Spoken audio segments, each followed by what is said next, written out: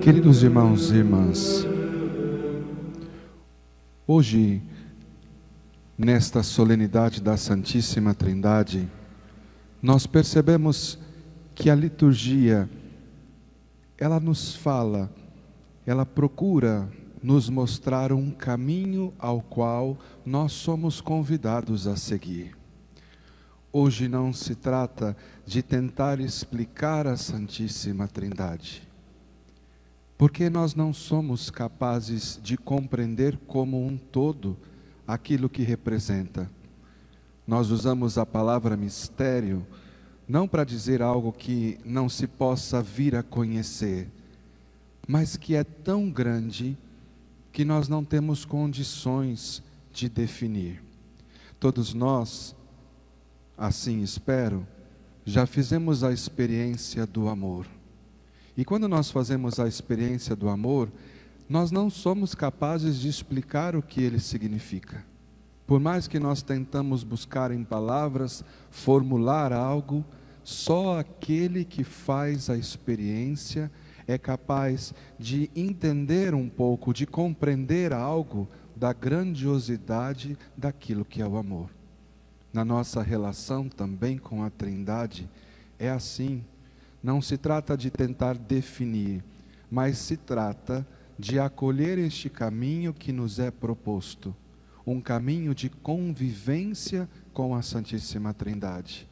Ao longo de todo esse período, nós vimos tantos atributos de Deus, o Deus que é bom pastor, que acolhe, que volta o seu olhar para conosco, tudo ainda enxergando aquilo que são os atributos de Deus, um Deus que é misericórdia, ou seja, tudo aquilo que Deus expressa e dá a nós como seu atributo.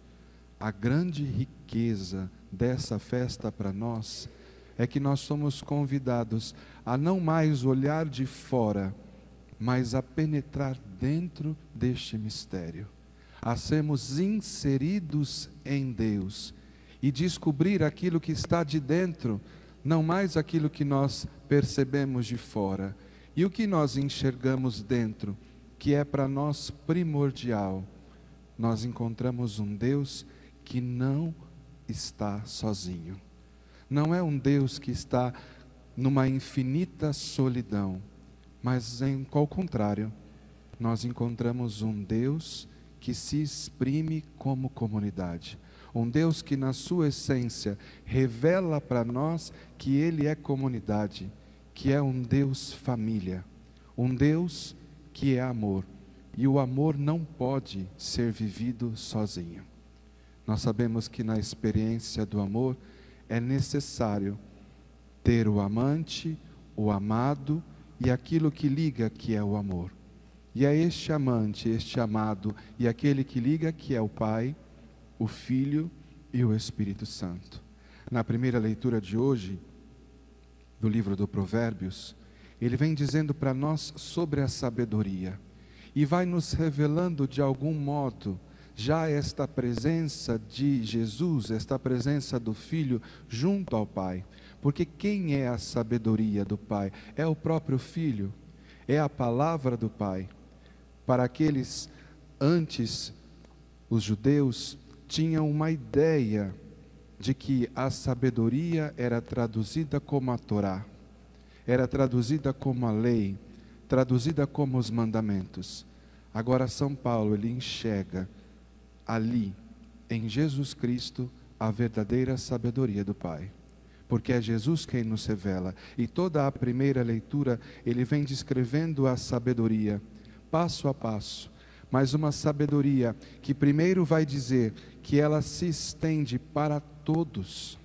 É uma sabedoria que acompanha Deus desde o início, desde o princípio, porque diferentemente de nós, que na nossa vida as coisas elas vão acontecendo aos poucos. Então hoje eu me torno algo novo, hoje eu desenvolvo uma capacidade. Em Deus, todas as capacidades, tudo aquilo que Ele é em potência, na verdade já é em ato. Ou seja, o que é a potência? É aquilo que nós podemos vir a ser. tantas coisas nós podemos vir a ser, mas isso não significa que nós já somos. Agora, Deus, não existe aquilo que Ele é em potência diferente daquilo que Ele possa ser. Deus é. Então, aquilo que Ele pode vir a ser já está expresso, já está realizado.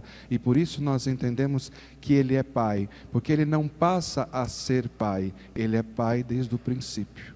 E é Pai desde o princípio porque tem um Filho. E ama esse Filho que o ama. E esta relação é o Espírito Santo. Agora, esta sabedoria que é Deus, essa sabedoria que é a segunda pessoa da Santíssima Trindade, que é Jesus, já desde o início se faz presente. E é por isso que diz que lá na criação, e no final de tudo, se vocês lembram o relato da criação, vai dizer, nós fizemos, vamos fazer o homem. É a Santíssima Trindade. Não se pode separar o Pai do Filho e do Espírito Santo. Não se pode. Agora nós somos convidados, como eu dizia, queridos irmãos e irmãs, a percorrermos este caminho que é render-se diante da grandiosidade deste mistério. Não tentar compreender com as nossas categorias, porque sempre será limitado.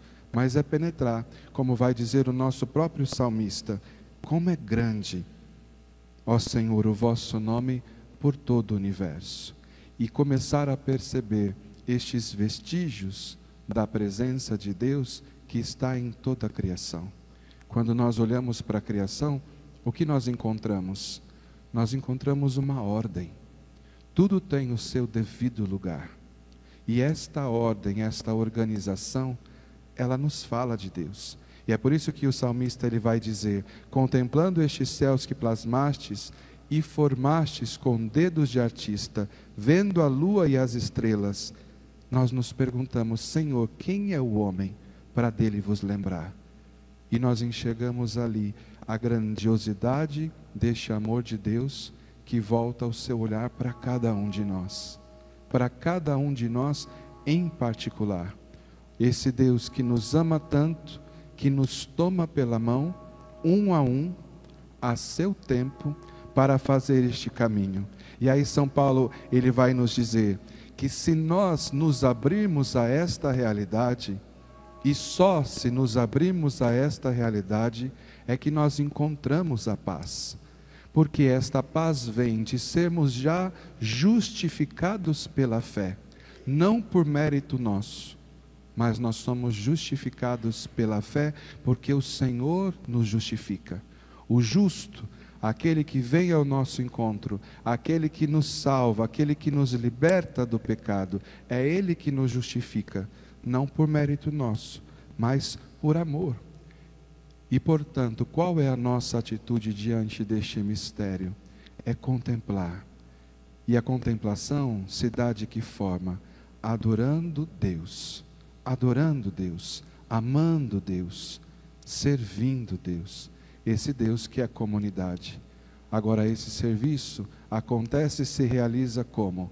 Ora, se Deus é comunidade, isso se realiza também entre nós na vida de comunidade. E por isso, o outro é importante para mim.